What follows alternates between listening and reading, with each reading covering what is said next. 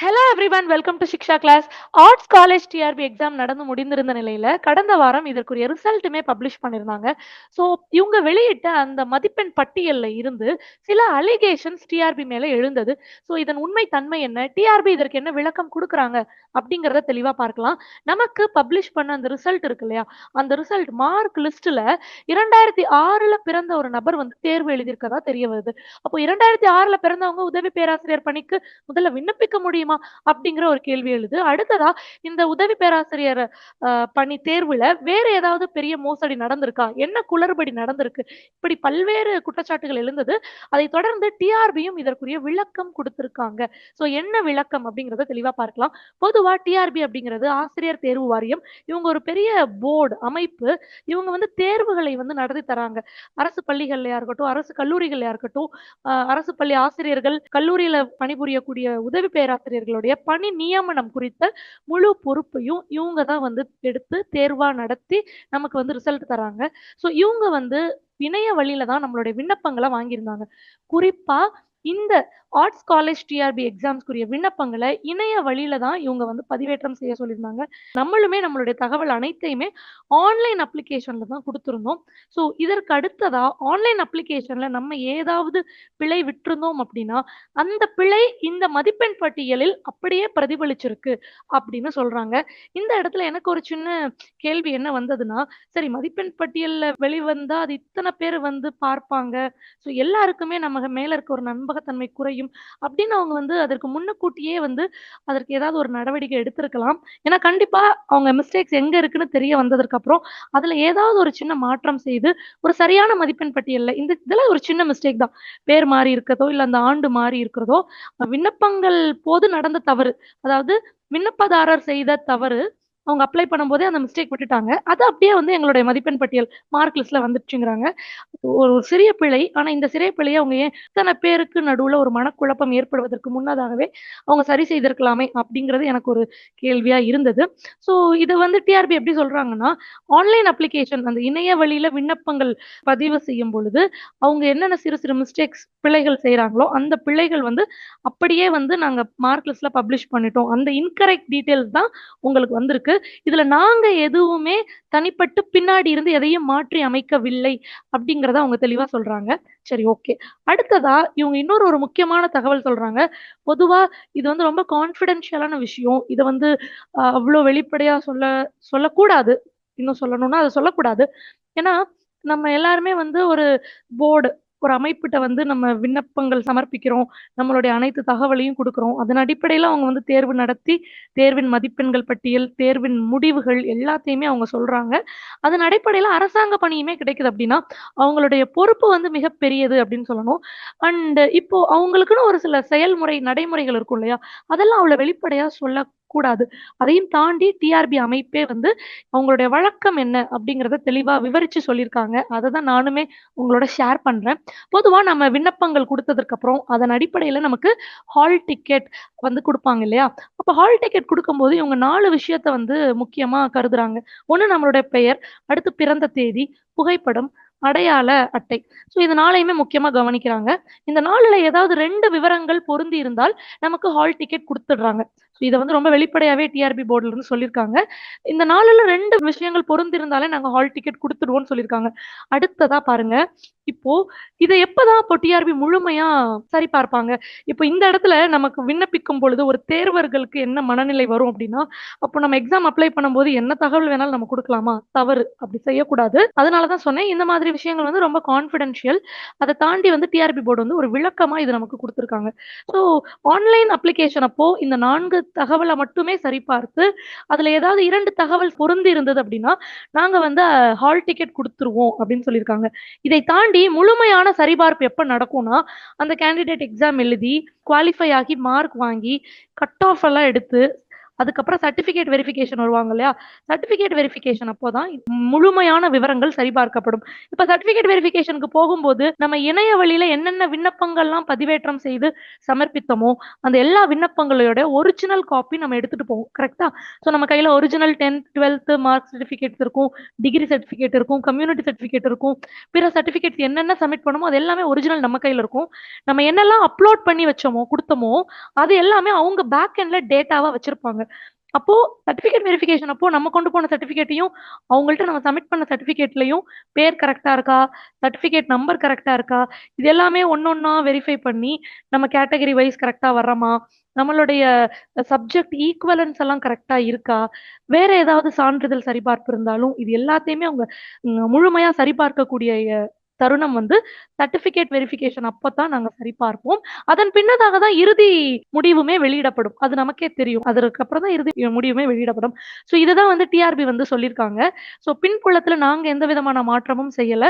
விண்ணப்பதாரர்கள் விண்ணப்பிக்கும் பொழுது அவங்க என்ன பிழை விட்டிருந்தாங்களோ அந்த பிழை அப்படியே அந்த மதிப்பெண் பட்டியல்ல வெளிவந்துடுச்சு. கூடுதலா நாங்க வந்து மதிப்பெண் சான்றிதழ் சரிபார்க்கப்படும் பொழுது மித்த விவரங்கள் எல்லாம் முழுமையா வந்து நாங்க வெரிஃபை பண்ணுவோம் அப்படின்னு டிஆர்பி சொல்லியிருக்காங்க. இது வந்து டிஆர்பி தரப்புல இருந்து சொன்ன பதில். ஸோ நம்ம பதில வந்து முதல்ல பார்த்துட்டோம். ஆனா இதற்கு என்ன வழக்குகள் தொடரப்பட்டிருந்தது அப்படிங்கிறத நம்ம பார்க்கலாம்.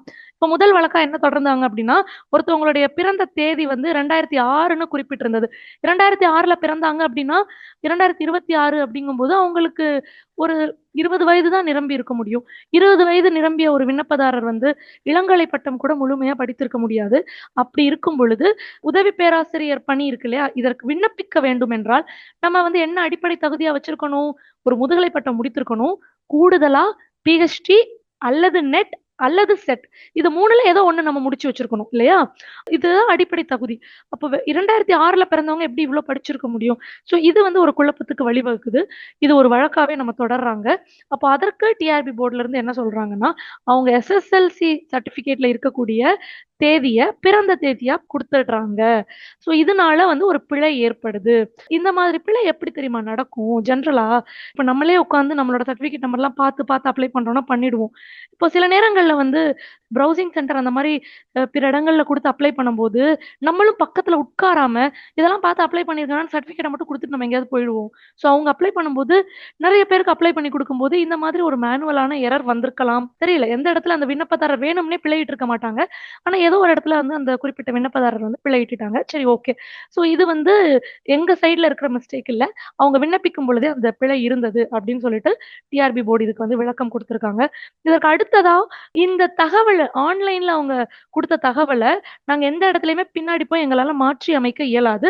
ஸோ அத அப்படியே அந்த மதிப்பெண் பட்டியல்ல வெளியிட்டுட்டோம். இதுல நாங்க எந்த விதமான மாற்றமும் செய்யவில்லை அப்படின்னு சொல்லிட்டு டிஆர்பி போர்டு வந்து அவங்களுடைய விளக்கத்த குடுத்துட்டாங்க. 2வது வழக்கு என்ன அப்படின்னா, விண்ணப்பதாரர் அவங்களுடைய பெயர்ல இப்போ இந்த முதல் வழக்குலயே எனக்கு என்ன தோணுச்சு தெரியுமா? டிஆர்பி மட்டுமே எக்ஸாம் கண்டக்ட் பண்ணல. இந்தியா முழுக்க பல்வேறு அமைப்புகள் வந்து எக்ஸாம் கண்டக்ட் பண்றாங்க. குறிப்பா தமிழ்நாட்டுல டிஎன்பிஎஸ்சி கண்டக்ட் பண்றாங்க. இந்திய அளவுல பார்த்தோம் அப்படின்னா, national testing agency NTA conduct பண்றாங்க. SSC exam, railway exam, UPSC இப்படி நெறைய பேர் என்ன பண்றாங்க? எக்ஸாம்ஸ் கண்டக்ட் பண்ணிட்டு தான் இருக்காங்க. ரிசல்ட்ஸ் குடுத்துட்டு தான் இருக்காங்க. அவங்க எல்லாருமே இணைய வழியில தான், ஆன்லைன்ல தான் அப்ளிகேஷன் கலெக்ட் பண்றாங்க. இப்ப குறிப்பா சொல்ல போனோம்னா, நம்ம நெட் எக்ஸாம்க்கு அப்ளை பண்ணும்போது, நீங்க வந்து உங்க பெயர் டைப் பண்றதுக்கு பதிலா நம்பர் டைப் பண்ணீங்கன்னு வச்சுக்கோங்களேன். ஒருவேளை தெரியாம நம்பர் டைப் பண்ணீங்கன்னா, அது என்ன சொல்லுவாங்கன்னா, இந்த கேரக்டர் வந்து இன்வாலிட். இந்த இடத்துல ஆல்பாபெட் தான் நீங்க டைப் பண்ணணும் அப்படின்னு தெளிவா சொல்லிடுவாங்க. ஸோ இது வந்து ஒரு சாஃப்ட்வேர் கோடிங்ல இருக்கக்கூடிய எரர்.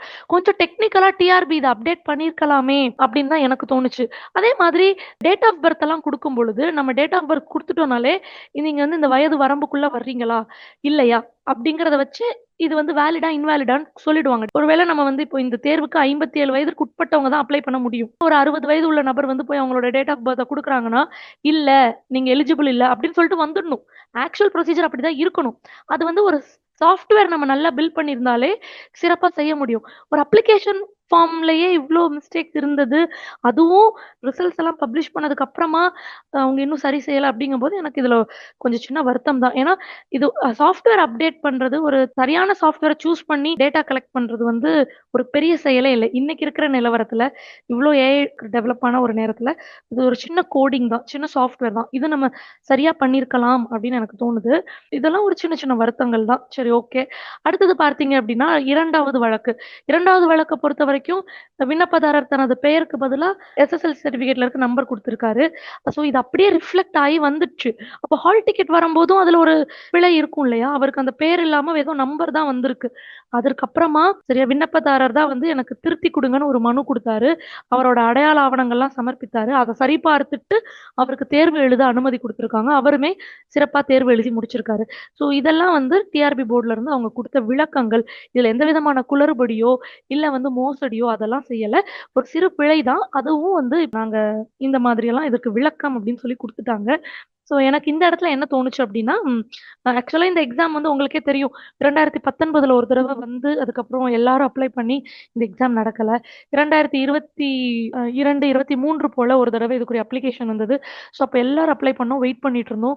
இந்த எக்ஸாம் நடக்கல. திரும்பவும் 2025ல 24ல செட் எக்ஸாம் வச்சுட்டு 25ல திரும்பவும் விண்ணப்பம் சமர்ப்பிக்க சொல்லி கேட்டு, எல்லாரும் நம்ம விண்ணப்பத்த சமர்ப்பிச்சு, அதுக்கப்புறம் 2025 டிசம்பர்ல தான் இந்த எக்ஸாம் நடந்தது. ஸோ இவ்ளோ பல்வேறு அப்ஸ் அண்ட் டவுன்ஸ் நமக்கு வந்தது. நெறைய பேர் நம்ம என்ன பண்ணினோம், நம்ம பார்த்துட்டு இருந்த வேலைய விட்டுட்டு, இதற்காக நம்ம உறுதியா படிக்கணும்னு சொல்லி இந்த தேர்வுக்கு தயாராகினோம். தேர்வு தேதிகள்ல அவ்ளோ மாற்றங்கள் இருந்தது. அதெல்லாம் தாண்டி தான் நம்ம வந்து படிச்சு வந்தோம் இல்லையா? அப்போ அத தாண்டி ரிசல்ட் வந்துருச்சு அப்பாடா! அப்படின்னு சொல்லி நம்ம போகும்போது, திரும்பவும் வந்து இதுல ஒரு குளறுபடிங்கும்போது நெறைய பேருக்கு இது ஒரு மன வருத்தத்த குடுத்துருக்கும். நெறைய பேர் என்ட்ட கேட்டீங்க. மேம் இது என்ன நடக்குது இங்க? நமக்கு ரிசல்ட்ஸ் வந்திருக்கு. மார்க் வந்திருக்கு. ஆனா, இந்த மாதிரியான அலிகேஷன்ஸ் எல்லாம் இருக்கே, குற்றங்கள்லாம் இருக்கிறதா சொல்றாங்களே, இதுல எது உண்மை அப்படின்னு கேட்டிருந்தீங்க. ஸோ கடந்த 1 வாரமாவே இதுல வந்து இந்த அலிகேஷன்ஸ் போயிட்டு இருக்கிறது நமக்கு தெரியும். ஆனா, இதுல உண்மைத்தன்மை என்னன்னு தெரிவதற்கு முன்னதாக, நான் வந்து இப்படி ஆயிடுச்சு, அப்படி ஆயிடுச்சுன்னு சொல்லி ஒரு எமோஷனல் கன்டென்ட் குடுத்து, உங்கள இன்னும் வந்து நான் குழப்பத்துக்கு உள்ளாக்க விரும்பல. அதனால தான் என்னோட தொலைபேசியில தொடர்பு கொள்ளும் பொழுதே நான் சொல்லியிருந்தேன், "கொஞ்சம் பொறுமையா இருங்க. உண்மைத்தன்மை என்னன்னு தெரிய வந்ததற்கப்புறம் நான் அத வந்து உங்களுக்கு தெளிவுபடுத்துறேன்" அப்படின்னு சொல்லிட்டு. ஸோ அதே மாதிரி தான் இப்போ வந்து டிஆர்பி அவங்க அமைப்புல இருந்தே டெக்னிக்கலா என்ன பிழை நடந்திருக்கு அப்படிங்கிறதும், அந்த மாரி ஒரு பிழை நடந்ததுக்கப்புறம், இவங்க சைட்ல என்னென்ன முயற்சி எடுத்து அத சரி பண்ணியிருக்காங்க அப்படிங்கிறதையும், இவங்க தெளிவா விளக்கம் குடுத்தது தான் நான் உங்களோட வந்து இன்னைக்கு பகிர்ந்துக்கிட்டேன். அதோட சேர்த்து என்னுடைய கருத்துக்களும் கண்டிப்பா வந்து ஒரு சஜஷனா சொல்லியிருக்கேன். ஏன்னா, ஒரு சாஃப்ட்வேர் நல்ல சாஃப்ட்வேர் யூஸ் பண்ணி நல்லா அப்டேட் பண்ணி பண்ண முடியும். இதுதான் அவங்களோட நம்பகத்தன்மையுமே கூட்டும். இது வந்து ஒரு சின்ன சஜஷனா தான் நான் இங்க ஷேர் பண்ணியிருக்கேன். ஸோ நம்மளோட டிஆர்பி எக்ஸாம்ஸ் சார்ந்த குழப்பங்கள் இத வந்து நீங்க தவிர்த்திடணும். இன்னும் இத தாண்டி இன்னொரு குழப்பம் கூட நிலவுது. என்னன்னா, மேம் எனக்கு வந்து டிஸ்கிரிப்டிவ்ல வந்து 4 மார்க் தான் போட்டிருக்காங்க. 7 மார்க் தான் போட்டிருக்காங்க. இது என்னுடைய மார்க் இல்ல. நான் வந்து சூப்பரா எழுதியிருக்கேன். கண்டிப்பா. அதற்காக தான் நம்ம மெயில் பண்ணியிருக்கோம். கிரீவியன்ஸ் வந்து ரைஸ் பண்ணியிருக்கோம். நம்மளோட ஆன்சர் ஷீட் எங்க? அவங்களோட கீ பாயிண்ட் மார்க் எங்க? ஸோ இத வந்து வெளிப்படை தன்மையோட எங்களுக்கு குடுங்க அப்படின்னு சொல்லிட்டு நம்ம வந்து என்ன பண்ணியிருக்கோம்னா, பாதிக்கப்பட்ட விண்ணப்பதாரர்கள் அந்த எக்ஸாம் எழுதின கேண்டிடேட்ஸ் வந்து என்ன பண்ணியிருக்காங்கன்னா, குடுத்துருக்காங்க. ஸோ இதுக்குமே டிஆர்பி வந்து விரைவில விளக்கம் குடுப்பாங்க அப்படின்னு நம்ம எதிர்பார்க்கிறோம். இதைத் தொடர்ந்து இன்னுமே ரொம்ப முக்கியமான விஷயம், நம்ம சிக்ஷா கிளாஸ்ல இருந்து இந்த ஆர்ட்ஸ் காலேஜ் டிஆர்பிக்கு 70ற்கும் மேற்பட்ட ரிசல்ட்ஸ் அச்சீவர்ஸ் இருக்காங்க. ஸோ அவங்கள தான் நீங்க பார்த்துட்டு இருக்கீங்க. அது மட்டும் இல்ல 5 சப்ஜெக்ட்ஸ்ல வந்து நம்ம ஸ்டேட் ரேங்க் ப்ரொடியூஸ் பண்ணியிருக்கோம். ஸோ உங்களுக்கு தெரியும் இந்த தேர்வு வந்து எப்படி ஒரு ஜிக்ஸாக்கா இப்ப வரைக்கும் போய்க்கிட்டு இருக்குன்னு உங்களுக்கே தெரியும். ஸோ இதெல்லாம் தாண்டி நம்ம என்ன பண்ணியிருக்கோம்னா 5 சப்ஜெக்ட்ஸ்ல நம்ம ஸ்டேட் ரேங்க் ப்ரொடியூஸ் பண்ணியிருக்கோம். ஸோ 70+ ரிசல்ட்ஸ் அப்படின்னு தான் சொல்லணும். நம்ம வந்து ஒரு பாடப்பிரிவுல 20 மாணவர்கள் தான் நம்ம அட்மிஷன் சேர்க்கை எடுத்துக்கிட்டோம். இப்ப இங்கிலீஷா இருக்கட்டும், அதுல 15ற்கு மேற்பட்டோர் வந்து ரிசல்ட். கம்ப்யூட்டர் சயின்ஸ் 16 பேருக்கு மேல ரிசல்ட். எக்கனாமிக்ஸ் 16 பேர் ரிசல்ட். காமர்ஸ் ஸோ இந்த மாதிரி ஒரு சப்ஜெக்ட்ஸ்லயுமே வந்துட்டு ஒரு எக்ஸலன்ட்டான ரிசல்ட்ஸ் வந்து ப்ரொடியூஸ் பண்ணியிருக்கோம். எழுதின எல்லாருமே வந்து குவாலிஃபை ஆயிருக்காங்க. அதுல வந்து ஸ்டேட் லெவல் ரேங்க்ஸ் வந்து நம்ம ஹோல்ட் பண்ணியிருக்கோம். ஸோ இது வந்து ரொம்ப பெரிய ரிமார்க்கபிள் ரிசல்ட்ன்னு தான் சொல்லணும். இதே மாதிரி இன்னும் நெறைய உதவி பேராசிரியர்கள் வந்து உங்களோட இன்டர்வியூ ப்ராசஸ்க்கும் தயாராகிட்டு இருப்பீங்கன்னு தெரியும். நம்ம சிக்ஷா கிளாஸ்ல இன்டர்வியூ கோர்ஸ் எக்ஸ்க்ளூசிவா குடுக்குறோம். இதுல என்னென்ன இருக்கும் அப்டின்னா, மாக் இன்டர்வியூ இருக்கும். ஸோ ஒரு இன்டர்வியூ நேர்முக தேர்வு நீங்க வந்து அட்டெண்ட் பண்ணும்போது என்ன மாதிரியான கேள்விகள் இருக்கும், அதற்கு நீங்க உங்கள எப்படி தயார் செய்து பதில் சொல்லணும் அப்டிங்கிறது. அது மட்டும் இல்லாம உங்களுக்கு டெமோ கிளாஸ் டீச் பண்ண சொன்னாங்கன்னா, அந்த மைக்ரோ டீச்சிங் டெக்னிக்ஸ் என்னென்ன அப்டிங்கிறத தெரிஞ்சுப்பீங்க. கூடுதலா கரண்ட் அஃபேர்ஸ் ரிலேட்டட் கேள்வி கேட்டாலும் உங்களுக்கு பதில் சொல்லக்கூடிய அளவுல ஒரு கான்ஃபிடென்ட்டான இன்டர்வியூ செஷன் எப்படி கட்டமைக்கிறது அப்டிங்கிறத சிக்ஷா கிளாஸ்லருந்து கோர்ஸஸா குடுக்குறோம். ஏற்கனவே வந்து இன்டர்வியூ கோர்ஸஸ் சில பேட்ச் ஸ்டூடண்ட்ஸ் அட்டெண்ட் பண்ணிட்டாங்க. ஸோ இது நியூ பேட்ச் இன்டர்வியூ கோர்ஸஸ்க்குரிய ட்ரெய்னிங் ஆரம்பிக்குது. அட்மிஷன் போயிட்டுருக்கு. நீங்க என்ன பண்ணணும்னா, டிஸ்கிரிப்ஷன்ல நான் ஒரு லிங்க் தரேன். அந்த லிங்க் வந்து ஃபில் பண்ணிக்கோங்க. ஸோ ஒன்ஸ் நீங்க லிங்க் ஃபில் பண்ணிட்டீங்க அப்டின்னா, உங்களுக்குரிய இன்டர்வியூ ப்ராசஸ் என்ன டேட், என்ன டைம் அப்டிங்கிறத நம்ம குடுத்துருவோம். மறக்காதீங்க இன்டர்வியூ செஷன் வந்து 1 டூ 1 சரிங்களா? ஸோ நீங்க என்ன டைம் அவைலபிள் அத பொறுத்து உங்களுக்கு ஷெட்யூல் உருவாக்கி, அந்த ஷெட்யூல் பிரகாரம் உங்களுக்கு இந்த கோர்ஸஸ் இன்டர்வியூ ட்ரெய்னிங் வந்து இருக்கும். So all the very best for your futures. நம்ம இன்னும் எக்ஸாம் முடிச்சுட்டோம். இன்டர்வியூ ப்ராசஸ் இருக்கு. சர்டிஃபிகேட் வெரிஃபிகேஷன் இருக்கு. அப்பாயின்ட்மென்ட் ஆர்டர் கையில வாங்கணும். ஸோ அது வரைக்குமே வந்து எந்த விதமான குழப்பத்துக்கும் உங்கள நீங்க ஆளாக்காதீங்க. அதனால தான் நெறைய சென்சிட்டிவான, எமோஷனலான விஷயங்கள் வந்து ரேண்டமா வந்தாலும், எதையுமே வெரிஃபை பண்ணாம நம்ம சிக்ஷா கிளாஸ்ல வந்து கன்டென்ட் போட மாட்டோம். ஸோ நான் தான் ஃபர்ஸ்ட் போடணும். எனக்கு நெறைய வியூஸ் வேணும். அப்படிங்கிற மாதிரி எதையுமே நம்ம சென்சிடைஸ் பண்ண மாட்டோம். அன்லெஸ் அதர்வைஸ் அது அஃபிஷியலா நம்மளுடைய அமைப்பு ஒரு தகவல் சொல்ற வரைக்கும், டிஆர்பி போர்ட்லருந்து அவங்க அந்த கருத்து சொல்ற வரைக்கும், இல்ல தமிழக அரசாங்கத்திலருந்து ஒரு கருத்து பதிவிடுற வரைக்கும், அஃபிஷியலா ஒரு அமைப்புல இருந்து அந்த நியூஸ் வர்ற வரைக்குமே, நம்மளா வந்து யூகங்களின் அடிப்படையில இது இப்படி அப்படின்னு நம்ம சொல்றதில்ல. அத தாண்டியுமே நான் வந்து நெறைய பேருக்கு ஒரு குழப்பம் ஏற்பட்டிருக்கும் பொழுது, உங்களுக்கு ஒரு மாரல் சப்போர்ட்டா நீங்க பேசுவீங்க. நீங்க பேசும்பொழுது நம்ம உரையாடுவோம். ஸோ இது இப்படி இருக்கும், அப்படி இருக்கும்ன்னு சொல்லிட்டு நம்மளோட கருத்துக்கள் எல்லாம் வந்து தொலைபேசியில வந்து நம்ம தனிப்படையா பகிர்ந்துக்கிட்டோம். ஆனா ஒரு பொது வெளின்னு வரும்போது நமக்குன்னு சில கடமைகள் இருக்கு. உதவி பேராசிரியரா நம்ம எல்லாருக்குமே பெருமளவுல கடமைகள் இருக்கு. ஸோ எந்த ஒரு விஷயமா இருந்தாலுமே உண்மையை ஆராய்ந்த பிறகு நீங்க வந்து ஒரு தெளிவான முடிவுக்கு வரலாம். அதற்கு முன்னாடி ஒரு பதட்டமான மனநிலை தவிர்க்கணும். ஏன்னா, நமக்கு இன்னும் இந்த காலேஜ் டிஆர்பி எக்ஸாம் முடியல. இன்டர்வியூ ப்ராசஸ் இருக்கு. ஸோ அதுவரைக்கும் நம்ம தான் ஒரு தெளிந்த நீர் போல இருக்கணும். அப்பதான் நம்மளால தெளிவான முடிவுகள் எடுக்க முடியும். எக்ஸாம்லயே ரிசல்ட் எடுக்க முடியும். So all the very best. Shiksha class subscribe பண்ணிக்கோங்க. பெல் ஐகான் கிளிக் பண்ணிக்கோங்க. உங்களுக்கு வேற ஏதாவது சந்தேகம் இருந்தாலும் கமெண்ட் செக்ஷன்ல தெரிவிங்க. மறக்காம கீழ இருக்க லிங்க கிளிக் பண்ணி இன்டர்வியூ செஷன்ல ஜாயின் பண்ணிக்கோங்க. Thank you everyone. Thank you all.